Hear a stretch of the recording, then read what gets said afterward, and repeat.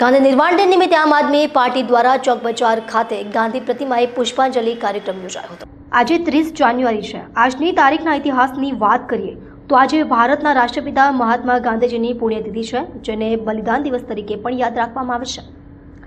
ગાંધી નિર્વાણ દિન નિમિત્તે સુરત આમ આદમી પાર્ટી પ્રમુખ વિપક્ષ નેતા વિવિધ કોર્પોરેટરો ઉપસ્થિત રહી પૂજ્ય બાપુને પુષ્પાંજલિ અર્પણ કરી નમન કર્યા હતા। સત્ય, અહિંસા, પરમો ધર્મ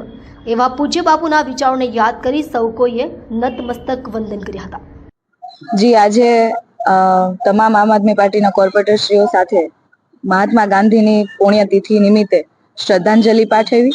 અને મહાત્મા ગાંધીજીએ જે આપણા આખા દેશને જે રાહ બતાવી છે, સત્ય અને અહિંસાની જે લડાઈ લડવાની અને સાથે સાથે હક માટે બોલવાનું અને અહિંસાના રસ્તા પર ચાલવાનું, એ રસ્તા પર ચાલીને અને ભગવાન પણ અમને શક્તિ આપે કે આ રસ્તા પર ચાલી શકીએ ને સાથે સાથે મહાત્મા ગાંધીજીએ જે આખા દેશને સ્વચ્છતાનો જે મેસેજ આપ્યો છે, કે જે લોકોને કહ્યું છે કે ખરેખર દેશની અંદર સ્વચ્છતા હોવી જોઈએ, એવી રીતે અમે પણ પ્રાર્થના કરીએ ભગવાનને કે